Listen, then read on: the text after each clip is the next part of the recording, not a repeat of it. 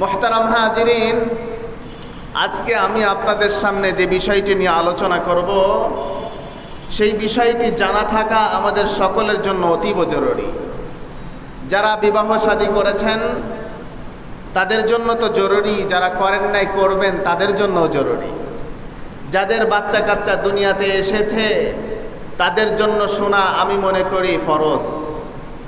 তাদের জন্য আজকের বয়ান মনোযোগ সহকারে শোনা অতীব জরুরি। আজকে অনেকে আমাদের কাছে শিকায়ত করে, হুজুর ছেলে মেয়ে কথা শোনে না। আমি যেটা বলি আমার ছেলে তার উল্টা চলে, এমন আছে না নাই? বাবা যেটা বলে সন্তান সেটার উল্টা চলে। এর পিছনে এক নম্বর দায়ী তার বাবা। সন্তান বাবার কথা না শোনার পিছনে দায়ী তার বাবা। তার কারণ সন্তান যখন দুনিয়ার মধ্যে ভূমিষ্ঠ হবে, দুনিয়ার মধ্যে আসবার পর তার বাবার কাছে 12টি হক তার সন্তান পাওনাদার। একজন সন্তান যখন দুনিয়ার মধ্যে আসবে, দুনিয়ার মধ্যে ভূমিষ্ঠ হওয়ার পর তার বাবার কাছে, তার মায়ের কাছে 12টি হক পাওনাদার। কোনো মানুষ যদি তার সন্তানের অধিকার না বুঝিয়ে দেয়, তার অধিকার পালন না করে, বড় হয়ে ওই সন্তানও তার বাবার অধিকার পালন করবে না। বড় হয়ে ওই সন্তানগুলো মানুষের মতো মানুষ হয় না। আর যদি বাবা মা তার সন্তানের 12টি হক যথারীতি বুঝিয়ে দেয়, অন্তত বড় হয়ে ওই সন্তান তার নাস্তিক হয় না। মুহতারাম হাজিরিন, সন্তান ভূমিষ্ঠ হওয়ার পরে ওই সন্তানের 12টি কি অধিকার রয়েছে আজকে আমরা সরাসরি কোরআন এবং হাদিস থেকে জেনে নেব ইনশাআল্লাহ তাআলা। সন্তান যখন দুনিয়ার মধ্যে ভূমিষ্ঠ হয়, সন্তানের 1 নম্বর হক, 1 নম্বর অধিকার তার কানে আজান দেওয়া। কিন্তু আমরা অধিকাংশ মা বাবারা আছি, সন্তান দুনিয়াতে আসবার পর আমরা সেলফি তুলি, সন্তানের কানে আজান দেই না, ঠিক কিনা? মুহতারাম হাজিরিন, হাদিস শরীফের মধ্যে এসেছে কোনো মানুষ যদি জন্মের পূর্বেই কোনো বাচ্চার কানে আজান পৌঁছে দেয়, বড় হয়ে ওই বাচ্চার জবান দিয়ে আল্লাহ রাব্বুল আলামিনের তাওহীদের কথা বের হতে থাকে। সুবহানাল্লাহ। হাদিস শরীফের মধ্যে এসেছে, রাআইতু রাসূলুল্লাহ সাল্লাল্লাহু আলাইহি ওয়াসাল্লাম আযানা ফি হাসান ইবনে আলী হিমা ওয়ালাদাতহু ফাতিমাতুন বিসসালাহ। আলী রাদিয়াল্লাহু তাআলা আনহুর ছেলে হাসান রাদিয়াল্লাহু তাআলা আনহু যখন দুনিয়ার মধ্যে আসলেন, সাহাবায়ে কেরামরা বলেন আমরা নবীজিকে দেখলাম মুয়াজ্জিন সাহেব নামাজের জন্য মসজিদের মধ্যে যে আজান দেয়, আল্লাহর পয়গম্বর হুবহু ওই আজানটা হাসান রাদিয়াল্লাহু তাআলা আনহুর কানের মধ্যে দিয়ে দেন। মুসলমান ভাইরা রে আমার, এই জন্য বাচ্চা যখন দুনিয়ার মধ্যে ভূমিষ্ঠ হবে তার ডান কানের মধ্যে আজান দিয়ে দেওয়া আর বাম কানের মধ্যে ইকামত দিয়ে দেওয়া। এই আজানটা যে কেউ দিতে পারে, বাবাও দিতে পারে, কোনো আলেম উলামাগণ দিতে পারেন। যার দ্বারা সম্ভব হয় এই বাচ্চা ভূমিষ্ঠ হওয়ার পর তার কানের মধ্যে আল্লাহ রাব্বুল আলামিনের তাওহীদের কথা পৌঁছে দেওয়া। আজানের ছন্দ হলো 12টি, আর বছর হয় 12 মাসে। আপনার বাচ্চা দুনিয়ার মধ্যে আসবার পরে তার কানের মধ্যে আজান দিলেন আর এটা জানান দিলেন, ও নবভূমিষ্ঠ বাচ্চা, তুমি দুনিয়ার মধ্যে আসলা, তোমার কানের মধ্যে আজান দিয়ে দিলাম। এর মানে হলো সারাটা বছর যেন তোমার জবানের মধ্যে আল্লাহ রাব্বুল আলামিনের তাওহীদের কথা জারি হয়ে যায়। মুসলমান ভাইরা রে আমার, আজানের মধ্যে 112 বার রয়েছে আল্লাহ রাব্বুল আলামিনের নাম।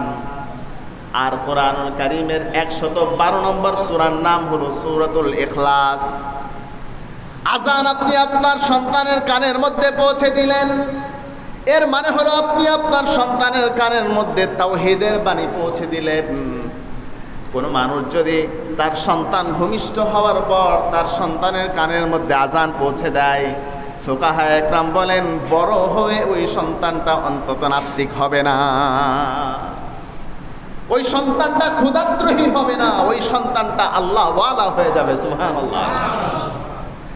সন্তান দুনিয়ার মধ্যে আগমন হওয়ার পর বাবা মার কাছে 2 নম্বর অধিকার পাওনাদার বাচ্চাকে তাহনিক করানো।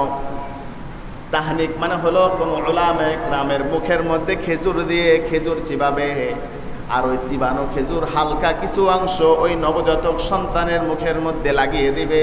এটা হলো সুন্নাত।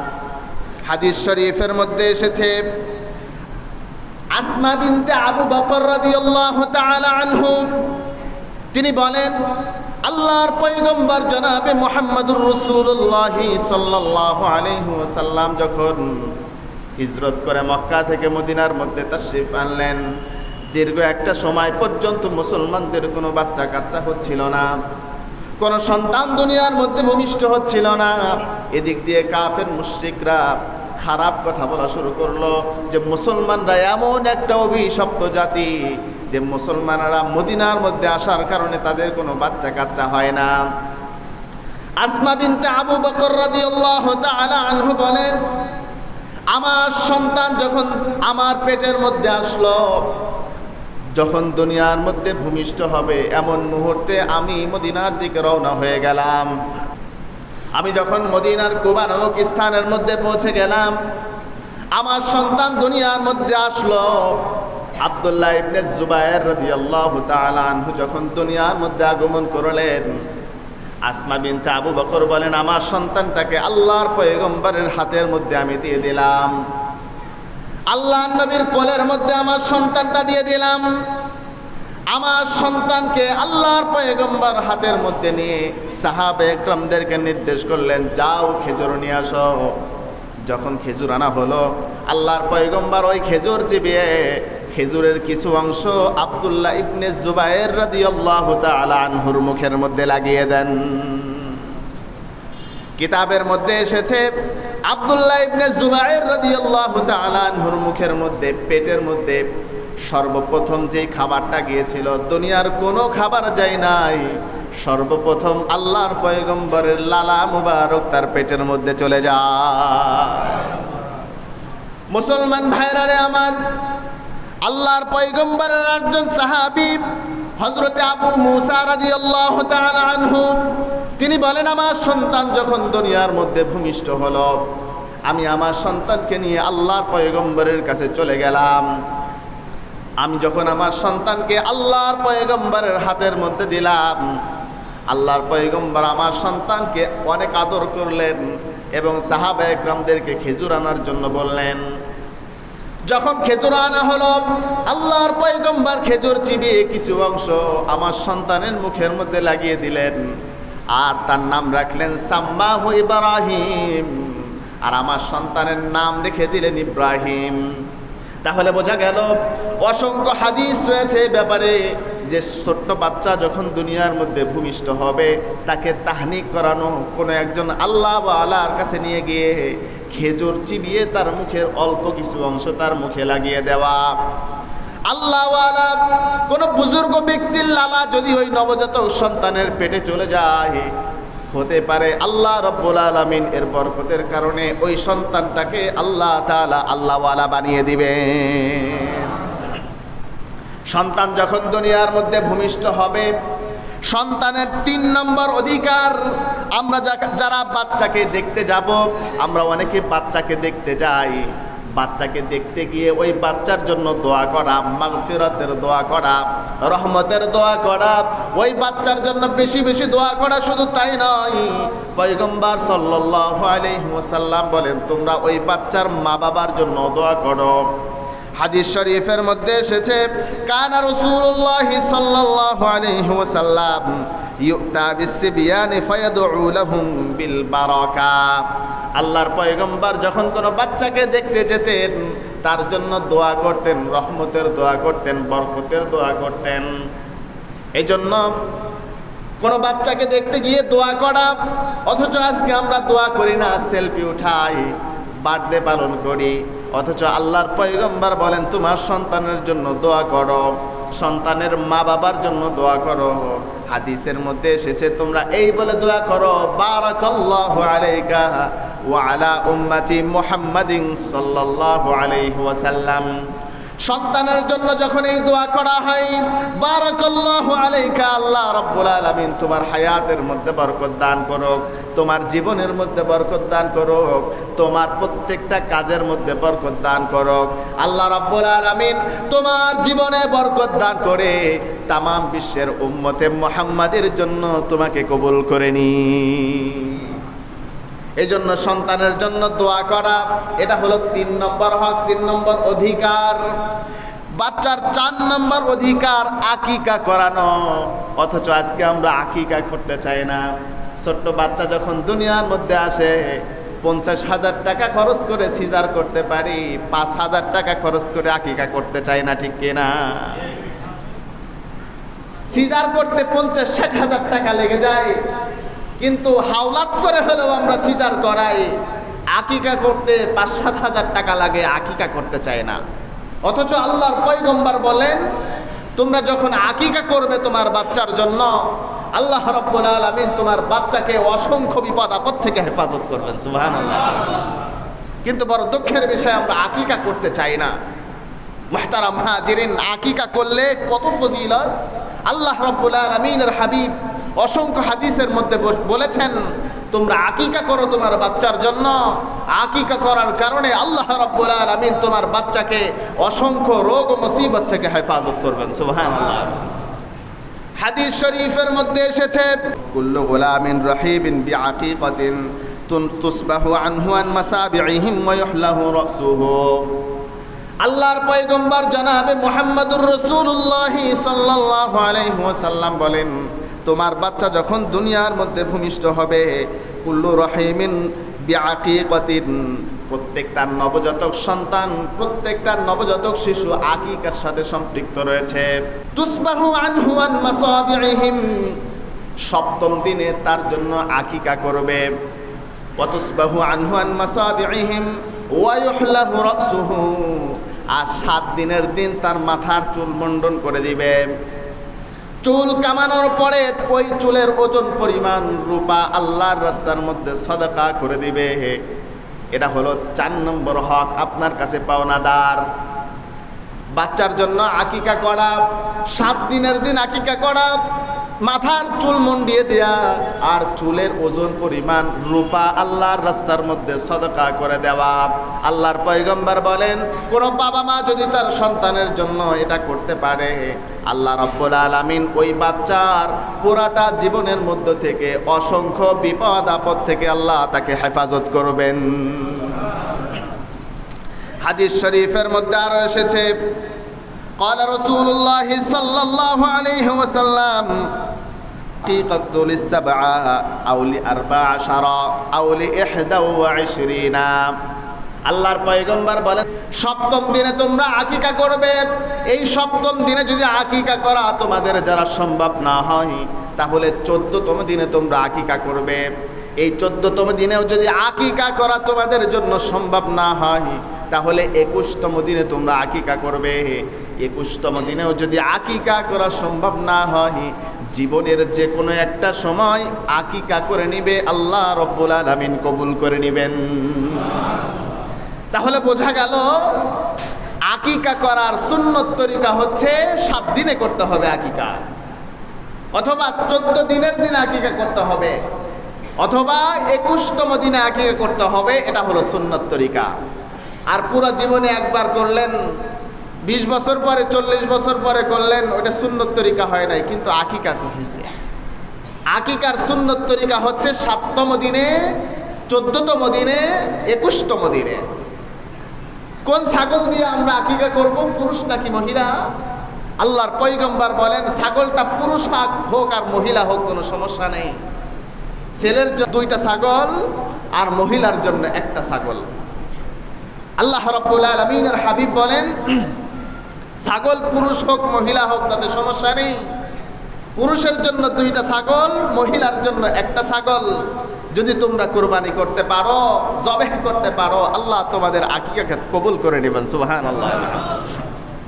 তবে এখানে মাসআলা হচ্ছে, যারা গরিব রয়েছেন, যাদের সামর্থ্য কম রয়েছে, তারা যদি পুরুষের জন্যও 1টা ছাগল দিয়ে আকিকা করে, তাদের আকিকা সহি হয়ে যাবে। কারণ রাসূল করিম সাল্লাল্লাহু আলাইহি ওয়াসাল্লাম হাসান রাদিয়াল্লাহু তাআলা আনহুর আকিকার সময় একটা ছাগল দিয়ে আকিকা করেছিলেন। মুহতারাম হাজিরিন, অনেকে প্রশ্ন করেন, হুজুর আকিকার পশুর গোশত আমরা খাইতে পারবো কিনা? আকিকার পশুর গোশত যার নামে আকিকা করা হয়েছে, পরে যদি করা হয় বড় হওয়ার পরে সেও খেতে পারবে, বাচ্চার বাবা মা খেতে পারবে, সবাই খেতে পারবে, এক্ষেত্রে কোনো নিষেধ নেই। তবে আরেকটি বিষয় রয়েছে, কোনো মানুষ যদি এই নিয়েতে আকিকা করে, মান্যত করে যে আল্লাহ আমার সন্তান বড় অসুস্থ, আমার সন্তানের নিউমোনিয়া হয়েছে, সুস্থ হইলে আমি 2টা ছাগল দিয়ে আকিকা করব। কোনো মানুষ যদি এই ব্যাপারে মান্যত করে, মান্যতের আকিকার গোশত কেউ খেতে পারবে না। যারা তার অভিভাবক রয়েছে, বাবা মা, দাদা দাদি, পরিবারের সদস্যরা খেতে পারবে না, তাছাড়া বাহিরের সবাই খেতে পারবে। তাহলে সন্তানের 4 নম্বর অধিকার তার জন্য আকিকা করে দেওয়া।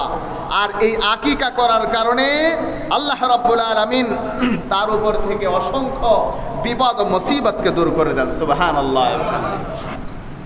সন্তানের 5 নম্বর হক, 5 নম্বর অধিকার তার জন্য সুন্দর একটা নাম রাখা। কিন্তু আমরা তার জন্য সুন্দর নাম রাখি না। আজকে তো আমরা আধুনিক হয়ে গিয়েছি, ঠিক না?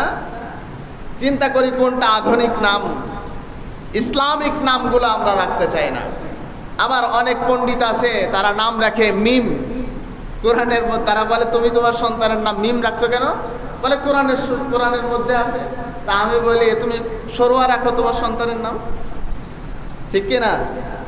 কোরআনুল কারীমের মধ্যে আল্লাহ তাআলা আলিফ লাম মিম রাখলেন, এর অর্থ কি? আল্লাহু আ'লামু বিমুরাদিহি, যার অর্থ আল্লাহ ছাড়া কেউ জানে না। একটা হরফের কোনো অর্থ হইতে পারে? আপনার মেয়ের নাম রাখলেন নুন, নুনের কোনো অর্থ আছে নাকি? আরো কিছু শব্দ জোড়ালে তখন অর্থ হবে।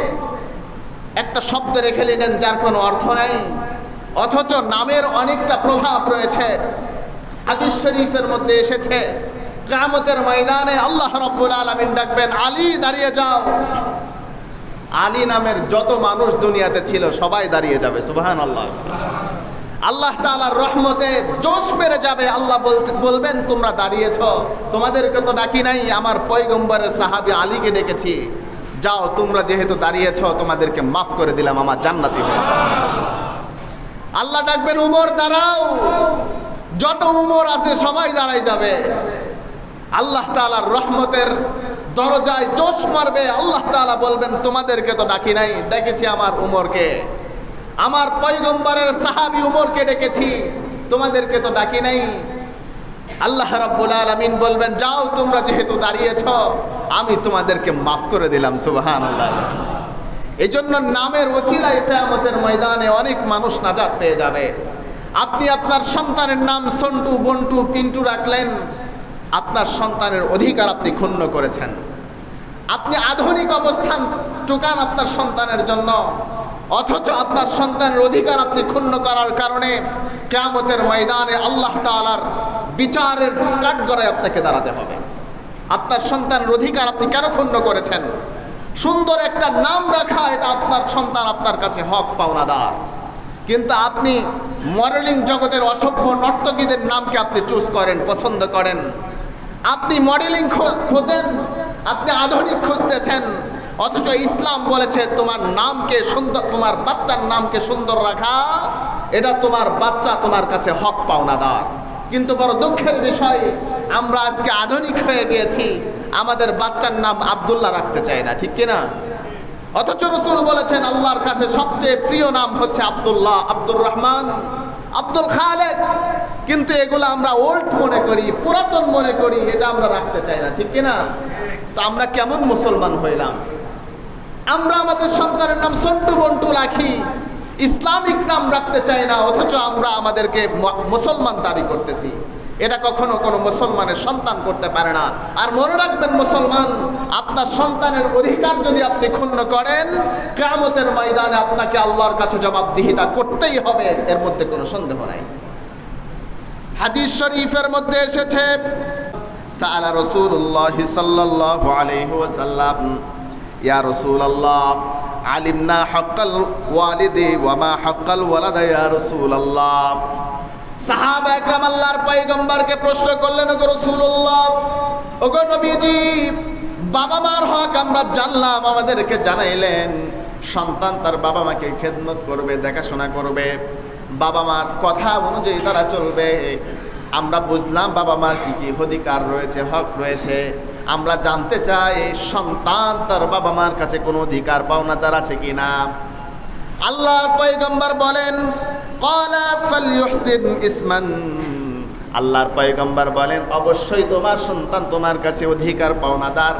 সেটা হলো তোমার সন্তান যখন দুনিয়ার মধ্যে ভূমিষ্ঠ হবে, তোমার সন্তানের জন্য সুন্দর একটা নাম রেখে দেওয়া, এটা তোমার সন্তান তোমার কাছে পাওনাদার।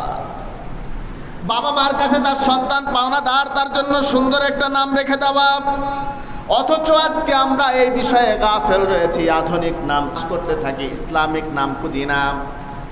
এজন্য নামের অনেক বড় বড় প্রভাব রয়েছে। কোনো মানুষ যদি আল্লাহওয়ালা নামের সাথে নাম মিলিয়ে রাখে, সাহাবীদের নামের সাথে নাম মিলিয়ে রাখে, আল্লাহ রাব্বুল আলামিন এই নামের বরকতের কারণে আল্লাহ রাব্বুল আলামিন কিয়ামতের ময়দানে তার জন্য নাজাতের ফায়সালা করে দিবেন। এই জন্য নাম রাখার আগে আমরা উলামা একরামদের কাছে শুনে নিব, হুজুর কোন নাম রাখতে পারি। নিজে কোরআনের মধ্যে পাইলেন আর একটা রেখে দিলেন, এমনটা যাতে না হয়। কোরআনের মধ্যে ফিরাউনের নাম আছে না নাই? তো এটাও তো কোরআনে আছে, রেখে দেন ফিরাউন। কোরআনের মধ্যে কারুনের নাম আছে, নমরুদের নাম আছে, হামানের নাম আছে, রেখে দেন না তাদের নাম, এটাও তো কোরআনে আছে। কোরআনে ডাস্টবিনের কথা আছে না নাই? রেখে দেন ডাস্টবিন। তো কোরআনে থাকলেই রাখতে হবে এমন নাই, অর্থবহ সুন্দর নাম রাখতে হবে। আর এটা বোঝার জন্য উলামা একরামের প্রয়োজন, কথা বলেন ঠিক কিনা? কিন্তু আমরা নিজেরা পণ্ডিতি করে কোরআন খুলে দেখি কোনটা মিলে আমার নামের সাথে, ওইটা মিললেই আমরা রেখে দেই, ঠিক কিনা? এমনটা কখনো কোনো মুমিন করতে পারে না। তাহলে কোরআনের 5 নম্বর হক অধিকার হলো বাচ্চার জন্য সুন্দর নাম রেখে দেওয়া। সন্তানের 6 নম্বর অধিকার তাকে তরবিয়ত শিক্ষা দেওয়া, তাকে দ্বীন শিক্ষা দেওয়া, ইসলাম শিক্ষা দেওয়া। আল্লাহ রাব্বুল আলামিন বলেন ইয়া আইয়ুহাল্লাযীনা আমানু কু আনফুসাকুম ওয়া আহলিকুম নারা। আল্লাহু আকবার। আল্লাহ রাব্বুল আলামিন বলেন ইয়া আইয়ুহাল্লাযীনা আমানু, হে আমার ইমানদার সম্প্রদায়েরা, হে আমার ইমানদার বান্দা বান্দিরা, কু আনফুসাকুম ওয়া আহলিকুম নারা, তোমরা নিজেরাও জাহান্নামের আগুন থেকে বাঁচো, তোমাদের পরিবারের সদস্যদেরকেও জাহান্নামের আগুন থেকে বাঁচিয়ে দাও। তুমি নিজেও জাহান্নামের আগুন থেকে বাঁচো, তোমার ছেলেকেও জাহান্নামের আগুন থেকে বাঁচাও, তোমার মেয়েকেও জাহান্নামের আগুন থেকে বাঁচাও, তোমার পরিবারের সদস্যদেরকেও জাহান্নামের আগুন থেকে বাঁচাও। ওয়াকুদুহান নাস ওয়াল হিজারা, কোন জাহান্নামের আগুন থেকে বাঁচবে? যেই জাহান্নামের আগুনকে প্রজ্বলিত করা হয়েছে, যেই জাহান্নামের জ্বালানি হলো মানুষ এবং পাথর। ওয়াকুদুহান নাস ওয়াল হিজারাতু আলাইহা মালাইকাতুন গিলাস শিদাদুল লা ইয়াসুনাল্লাহা মা আমারহুম ওয়া ইয়াফআলুনা মা ইউমারুন। আল্লাহ রাব্বুল আলামিন বলেন ওই জাহান্নামের মধ্যে এমন ফেরেশতাদেরকে আমি আল্লাহ রাব্বুল আলামিন নিয়োজিত করে রেখে দিয়েছি, যাদের অন্তরের মধ্যে কোনো দয়া নাই, মহাব্বত নাই। নির্মম হৃদয়, কঠোর স্বভাবের ফেরেশতাদেরকে আমি আল্লাহ নিয়োজিত করে রেখে দিয়েছি। লা ইয়াফআলুনা মা ইউমারুন, তারা আমার আদেশের অমান্য করে না। আমি যখন তাদেরকে যেই আদেশ করি, সাথে সাথে সেই আদেশ পালন করবার জন্য তারা ব্যস্ত হয়ে যায়। সুতরাং বোঝা গেল সন্তান দুনিয়ার মধ্যে ভূমিষ্ঠ হওয়ার পর 6 নম্বর অধিকার সে পাওনাদার, সন্তানকে তরবিয়ত শিক্ষা দেওয়া, দ্বীন শিক্ষা দেওয়া। অথচ আজকে আমরা সন্তানকে শাসন করি না। আল্লাহর পয়গম্বর বলেন মুরু আওলাদাকুম বিসসালাতি ওয়া হুম আবনা 7 সিনিন ওয়াদরিবুহুম আলাইহা ওয়া হুম আবনা 10 সিনিন ওয়া ফাররিকু বাইনাহুম বিল মাদাজি'i। আল্লাহর পয়গম্বর বলেন তোমার সন্তানের বয়স যখন 7 বছরে উপনীত হয়, তোমার সন্তানকে নামাজের ব্যাপারে তাকিদ দাও। তোমার সন্তানের বয়স যখন 10 বছর হবে, এরপরেও যদি সে নামাজ না পড়ে, দিন না মানে, ফরজ রোজা না রাখে, তাকে তুমি শাস্তি দাও, প্রহার করো, প্রয়োজনে তাকে বাড়ি থেকে বের করে দাও, এরপরেও তাকে ফরজ ইবাদতের প্রতি তাকিদ প্রদান করবে। অথচ আজকে আমাদের সন্তানদেরকে ফরজ ইবাদতের প্রতি আমরা তাকিদ দেই না। হযরত ওমর রাদিয়াল্লাহু তাআলা আনহু কেমন ছিলেন? অন্য মানুষদের ব্যাপারে যেমন বিচার করতেন, নিজের পরিবারের সদস্য যদি অপরাধ করতেন তার চাইতে দ্বিগুণ শাসন তাদেরকে করতেন। অথচ আজকে আমাদের পরিবারের সদস্যরা যখন কোনো অপরাধ করে, আমাদের ছেলে মেয়ে নাতি নাতনি যদি কোনো অপরাধ করে, আমরা দেখেও না দেখার ভান করি, ঠিক কিনা? আমরা দেখতেও চাই না, কিন্তু ভাড়াটিয়া যদি কোনো অপরাধ করে, বাহিরের মানুষ যদি কোনো অপরাধ করে, সেটাকে অনেক বড় আকারে দেখি। নিজের ঘরের মানুষ অপরাধ করলে সেটা অপরাধ হিসাবেই দেখি না। কথা বলেন ঠিক কিনা? এটা কিয়ামতের আলামত মুসলমান। মুহতারাম হাজিরিন, এই জন্য আজকের এই সমাজের মানুষগুলো মানুষের মতো মানুষ হচ্ছে না। হযরত ওমর রাদিয়াল্লাহু তাআলা আনহুর ছেলে আব্দুর রহমান যখন মিশরের মধ্যে মদ পান করেছিলেন, হযরত ওমর রাদিয়াল্লাহু তাআলা আনহু জানার পরে তিনাকে ডাকলেন। অথচ আব্দুর রহমানকে মিশরের গভর্নর প্রহার করেছিল, মদ পান করার শাস্তি দিয়েছিল।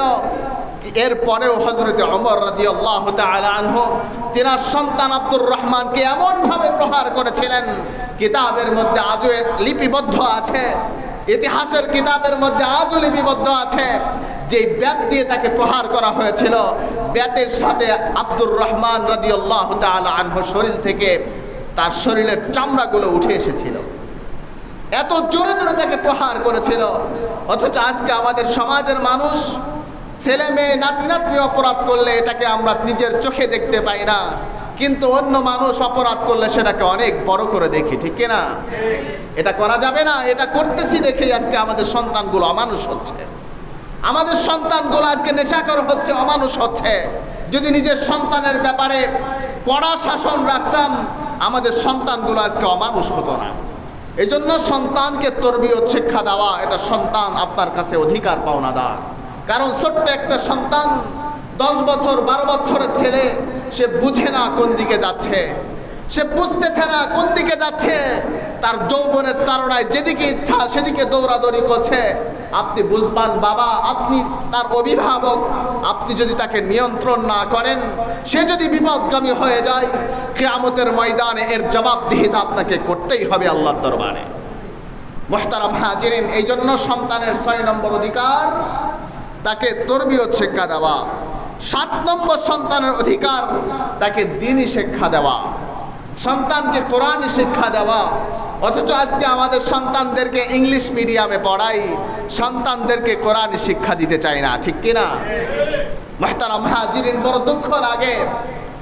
শহরের মধ্যে দেখা যায় মা সকালবেলা ঘুম থেকে উঠে তার বাচ্চাকে রিকশায় করে নিয়ে যাচ্ছে, মাও ঘুমাই, সন্তানও ঘুমাই, সন্তানকে মা ইংলিশ মিডিয়ামে নিয়ে যাচ্ছে, গান শেখানোর জন্য নিয়ে যাচ্ছে, সন্তানকে ঢোল বাজানোর জন্য নিয়ে যাচ্ছে, হারমোনিয়াম বাজানো শেখানোর জন্য নিয়ে যাচ্ছে।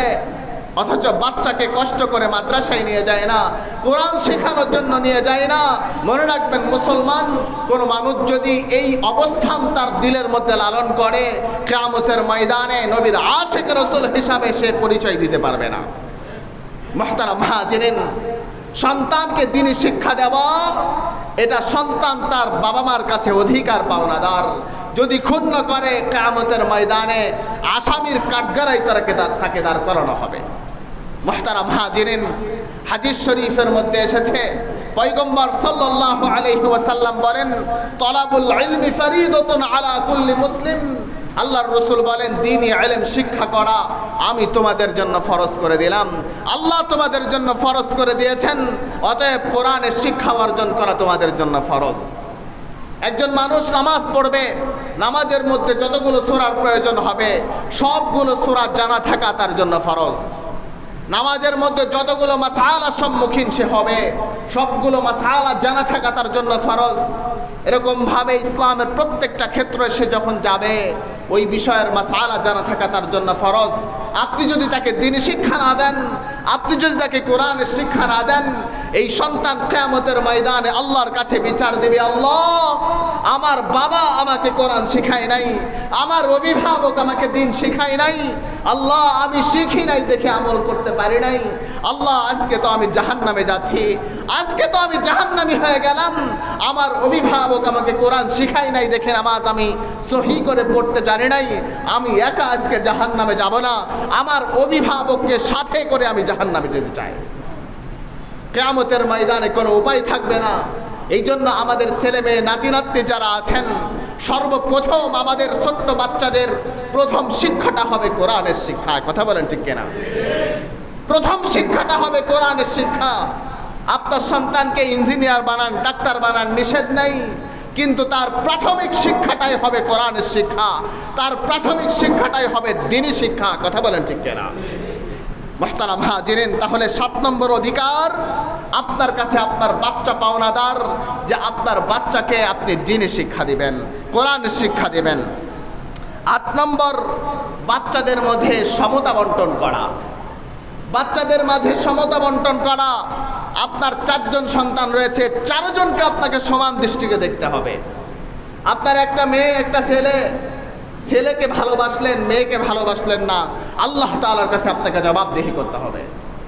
আপনার ছেলেকে যদি একটা চুমা দেন, আপনার মেয়েকেও একটা চুমা দিতে হবে, আদর করতে হবে, এটাই ইসলাম।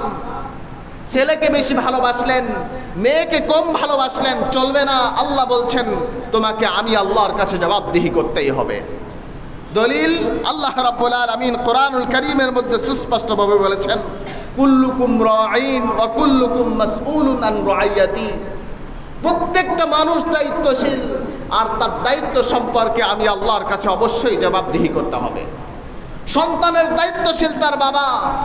বাবা যদি তার দায়িত্ব পালন না করে, তাকে তরবিয়ত শিক্ষা না দেয়, তাকে যদি ভালোবাসার ক্ষেত্রে কম বেশি করে, আল্লাহ রাব্বুল আলামিনের কাছে অবশ্যই তাকে জবাবদিহি করতে হবে।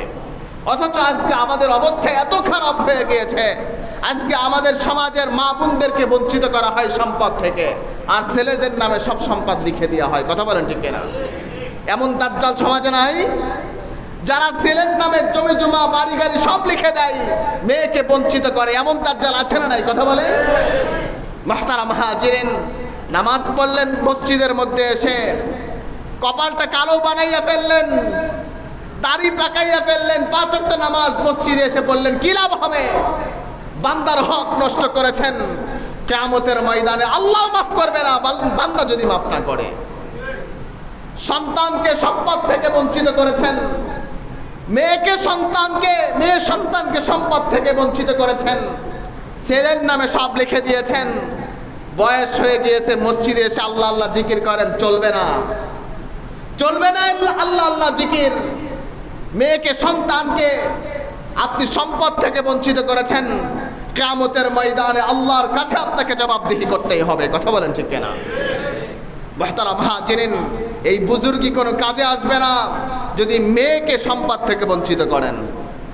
মুহতারাম হাজিরিন, বড় দুঃখের বিষয়, আজকে আমরা অনেকের এরকম নজির আছে যে বাবা মা ছেলের নামে সব লিখে দেয়, মেয়েকে দেয় না। আছে না নাই? মুহতারাম হাজিরিন, মনে রাখবেন, বাবা মা জীবিত থাকতে যদি সন্তানদের মাঝে সম্পদ বন্টন করতে চায়, ফুকাহা একরাম লিখেছেন সমানভাবে সম্পদ বন্টন করতে হবে। মৃত্যুর পরে হচ্ছে ছেলে যেটা পাবে, মেয়ে তার অর্ধেক পাবে। 200 টাকা আছে বাবার, 1 ছেলে 1 মেয়ে, তাহলে 150 টাকা পাবে হচ্ছে ছেলে, 50 টাকা পাবে মেয়ে। অর্থাৎ ছেলে যা পাবে তার অর্ধেক পাবে হচ্ছে মেয়ে। এটা হচ্ছে তার মৃত্যুর পরের বন্টন। জীবিত থাকতে যদি আপনি বন্টন করতে চান, ছেলে মেয়েদের মাঝে সমানভাবে বন্টন করতে হবে। কম বেশি বন্টন করলে আল্লাহর কাছে আপনাকে জবাবদিহি করতে হবে। আপনার মৃত্যুর পরের মিরাস হচ্ছে ছেলের জন্য যা, মেয়ের জন্য অর্ধেক। কিন্তু আপনি জীবিত থাকতে বন্টন করলে সমান বন্টন করতে হবে। 2000 টাকা থাকলে ছেলেকেও 1000, মেয়েকেও 1000, সমানভাবে বন্টন করতে হবে। কম বেশি করবেন, আল্লাহর কাছে আপনাকে জবাবদিহি করতে হবে। হাদিস শরীফের মধ্যে এসেছে, আল্লাহর পয়গম্বরের একজন সাহাবী হযরতে নুমান ইবনে বশির রাদিয়াল্লাহু তাআলা আনহু, এই বশির রাদিয়াল্লাহু তাআলা আনহু বলেন, আমার বাবা আমাকে নিয়ে পয়গম্বর জনাবে মুহাম্মদুর রাসূলুল্লাহ সাল্লাল্লাহু আলাইহি ওয়াসাল্লামের কাছে গিয়ে হাজির হয়ে যান। গিয়ে বলেন, ইয়া রাসূলুল্লাহ, ইয়া হাবিবাল্লাহ, আমার সন্তান বশিরকে এই সম্পদ আমি দিয়ে দিলাম, আপনি সাক্ষী থাকেন, আপনাকে সাক্ষী রাখবার জন্য আপনার কাছে এসে উপস্থিত হয়েছি। আল্লাহর পয়গম্বর বলেন, তুমি তোমার সন্তান বশিরকে যেই পরিমাণ সম্পদ দিলা, তোমার অন্য সন্তানদেরকে সম পরিমাণ সম্পদ দিয়েছো কিনা? হযরতে নুমান রাদিয়াল্লাহু তাআলা আনহু বলেন, লা ইয়া রাসূলুল্লাহ, আমার বশিরকে যেই পরিমাণ সম্পদ দিয়ে অন্য সন্তানকে সেই পরিমাণ সম্পদ দেই নাই। আল্লাহর পয়গম্বর বলেন, ফাশহাদ আলা গায়রি, আমি আল্লাহর পয়গম্বর তোমার এই ব্যাপারে সাক্ষী থাকতে পারবো না, তুমি অন্য কাউকে সাক্ষী বানাও, কারণ তুমি তোমার অন্য সন্তানদের প্রতি জুলুম করেছ। আল্লাহর পয়গম্বর বলেন, নোমান, তুমি তোমার অন্য সন্তানদের কাছ থেকে কেমন ব্যবহার কামনা করো, কেমন আচরণ তুমি তাদের থেকে কামনা করো? হযরতে নোমান রাদিয়াল্লাহু তাআলা আনহু বলেন, আমি তাদের থেকে সুন্দর আচরণ কামনা করি, ভালো আচরণ কামনা করি। আল্লাহর পয়গম্বর বলেন, তাহলে তুমি তোমার সবগুলো সন্তানদের মাঝে সমানভাবে সম্পদ বন্টন করে দাও। মুসলমান ভাইরা আমার, তাহলে এই হাদিস থেকে বোঝা যায়, বাবা মা যদি জীবিত থাকা অবস্থায় সম্পদ বন্টন করতে চায়, সমানভাবে সম্পদ বন্টন করতে হবে। কম বেশি যদি করা হয়, আল্লাহ রাব্বুল আলামিনের কাছে জবাবদিহি করতে হবে। 9 নম্বর অধিকার পাওনাদার, সন্তান যদি বালেগ অথবা বালেগা হয়ে যায়, তার জন্য বিবাহের ব্যবস্থা করা। আল্লাহর পয়গম্বর বলেন, আরবাউম মিন সুনানিল মুরসালিন, 4টা সুন্নাত সমস্ত নবীদের সুন্নাত, এর মধ্যে থেকে একটা হলো আর নিকাহ, বিবাহ করানো। এই বিবাহ হলো সমস্ত নবীদের সুন্নাত। অথচ আজকে আমাদের সমাজের অবস্থা এত খারাপ হয়েছে, সন্তানদেরকে আজকে আমরা বিয়েই দিতে চাই না, ঠিক না? 30 বছর হয়ে যায়, সন্তানকে বিয়ে দেন না কেন? বলে নিজের পায়ে দাঁড়াইলে তারপরে বিয়ে দিব, ঠিক কিনা? নিজের পায়ে দাঁড়াইলে বলে সে বিয়ে দিবে। অথচ সন্তানের বয়স হয়ে গিয়েছে 20 বছর, 25 বছর, 30-35 বছর বয়স হয়ে গিয়েছে, বিয়ে দেয় না। নিজের পায়ে দাঁড়াইলে বলে বিয়ে করাবে। মনে রাখবেন মুসলমান, যেই সমাজের মধ্যে বিয়েটা যত কঠিন, ওই সমাজের মধ্যে জিনা তত সহজ। কথা বলেন ঠিক কিনা? মুহতারাম হাজিরিন, পয়গম্বর সাল্লাল্লাহু আলাইহি ওয়াসাল্লাম বলেন, তোমাদের সন্তানের বয়স যদি হয়ে যায়, তাদেরকে দ্রুত বিয়ে করিয়ে দাও। তার কারণ, বিয়ে করিয়ে দেওয়ার কারণে ওই সন্তান বড় বড় গুনাহ থেকে হেফাজত থাকবে, গুনাহ থেকে সে নিজেকে হেফাজত করতে পারবে। আল্লাহর পয়গম্বর বলেন, আন নিকাহু বারাকা, কোন মানুষ যদি বিয়ে করে, আল্লাহ রাব্বুল আলামিন তাকে অফুরন্ত বরকত দিয়ে আর রহমত দিয়ে ভরপুর করে দেন। সুবহানাল্লাহ। আল্লাহর পয়গম্বর বলেন, আন নিকাহু নিসফুল ঈমান, বিয়ে করার মাধ্যমে আল্লাহ রাব্বুল আলামিন তার ঈমানকে বৃদ্ধি করে দেন। বিয়ে করার মাধ্যমে ঈমান বৃদ্ধি হয়, বিয়ের মাধ্যমে বরকত হয়। অথচ আমাদের সন্তানের বয়স অনেক হয়ে যাচ্ছে, তাদেরকে বিয়ে করাচ্ছি না, অবৈধ সম্পর্কের মধ্যে তারা লিপ্ত হয়ে যাচ্ছে, আমাদের কোনো খবর নাই। হাদিস শরীফের মধ্যে এসেছে, قال رسول الله صلى الله عليه وسلم إذا دخل ولد فليحسن اسما فإذا بلغ فليزوج وإن بلغ فأصاب اسما فاسمه على أبيه। আল্লাহর পয়গম্বর, আল্লাহর পরে যার সম্মান আর মর্যাদা, জনাবে মুহাম্মদুর রাসূলুল্লাহ সাল্লাল্লাহু আলাইহি ওয়াসাল্লাম বলেন, ইদা দাখালা ওয়ালাদা ফালইউহসিন ইসমান, যখন তোমার সন্তান দুনিয়ার মধ্যে ভূমিষ্ঠ হবে, যখন তোমার সন্তান দুনিয়ার মধ্যে আগমন করবে, তোমার সন্তান 1 নম্বর হক পাওনাদার, তুমি তার জন্য সুন্দর নাম রাখবে। 2 নম্বর, ফাইদা বালাগা ফালইউজাউইজ, আল্লাহর পয়গম্বর বলেন, যখন তোমার সন্তানরা বালেগ অথবা বালেগা হয়ে যাবে, তাদের বিবাহের ব্যবস্থা করবে, বিবাহ করিয়ে দিবে।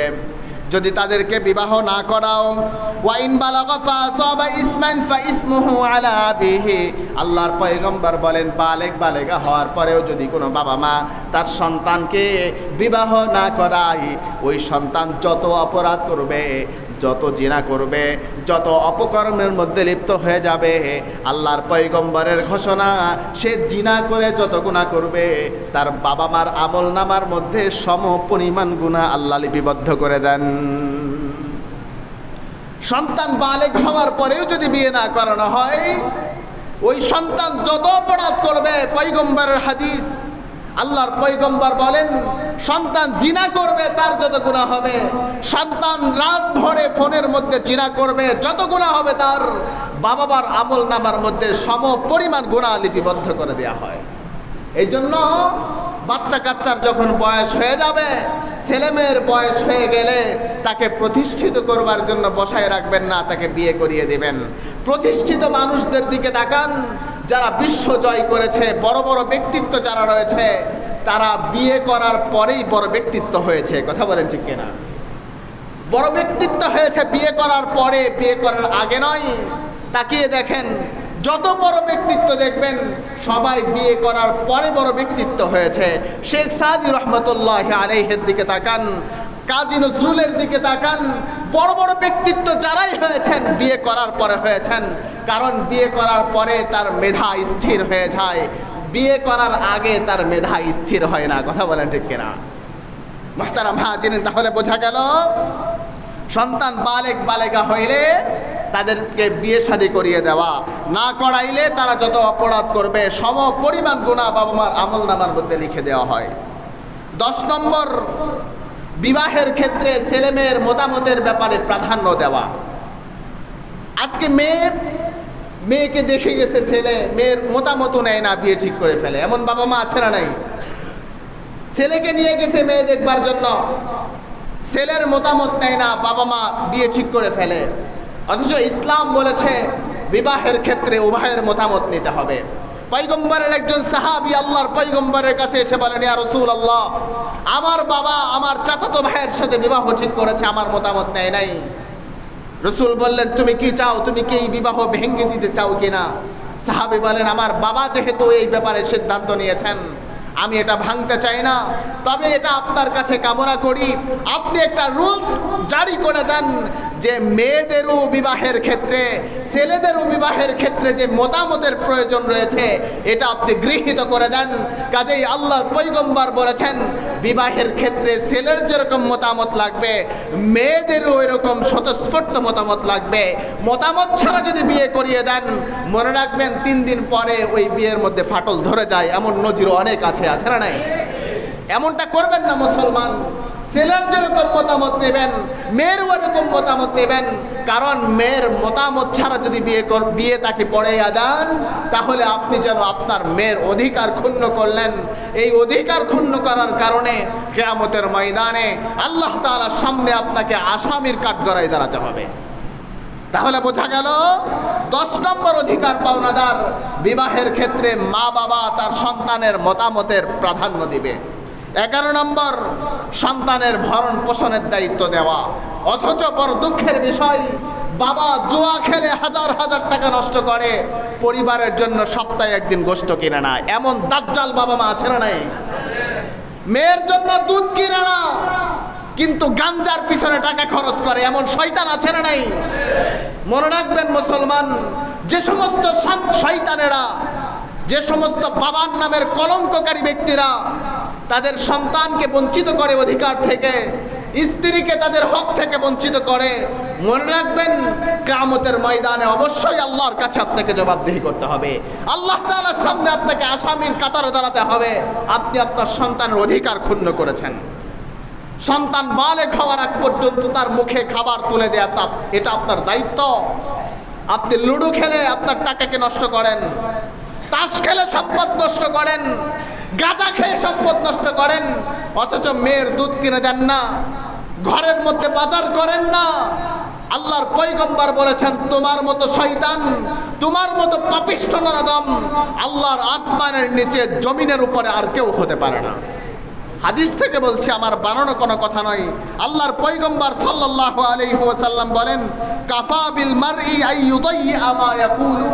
আল্লাহর পয়গম্বর বলেন, যেই ব্যক্তি তার সন্তান, তার স্ত্রী, তার পরিবারের সদস্যদের অধিকার বাস্তবায়ন না করে, ভরণ পোষণের দায়িত্ব পালন না করে, আর তার সম্পদগুলো বেহুদাভাবে খরচ করে, জুয়া খেলার মাধ্যমে, নেশা করার মাধ্যমে, এরকমভাবে তাস বিলাস খেলার মাধ্যমে সম্পদ ব্যয় করে, পয়গম্বরের ঘোষণা, তার মতো পাপিষ্ঠ নরধম আল্লাহর আসমানের নিচে জমিনের উপরে আর কেউ হতে পারে না।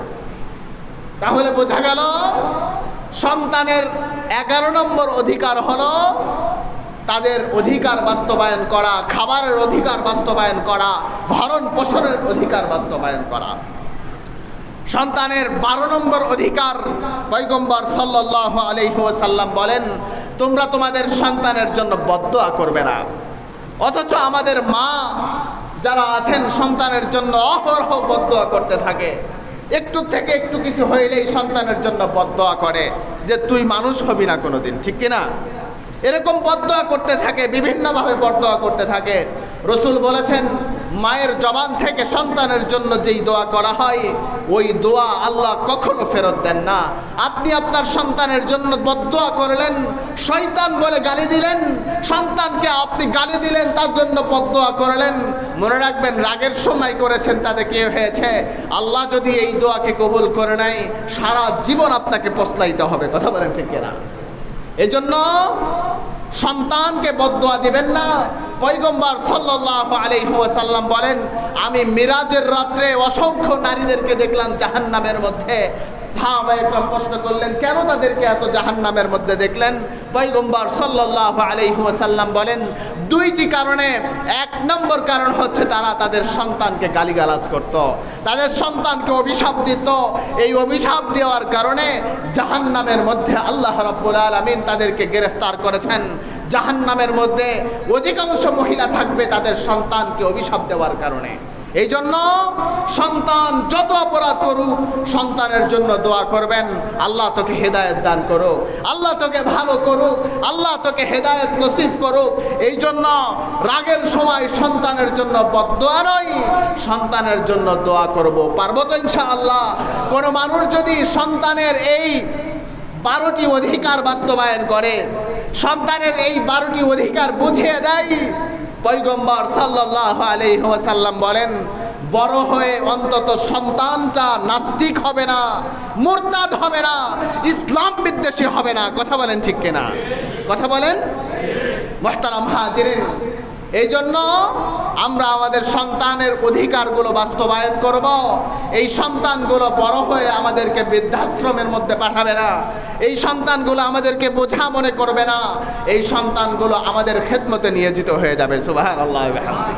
আল্লাহ তাআলা আমাদের সবাইকে আমল করার তৌফিক দান করুক বলে আমিন।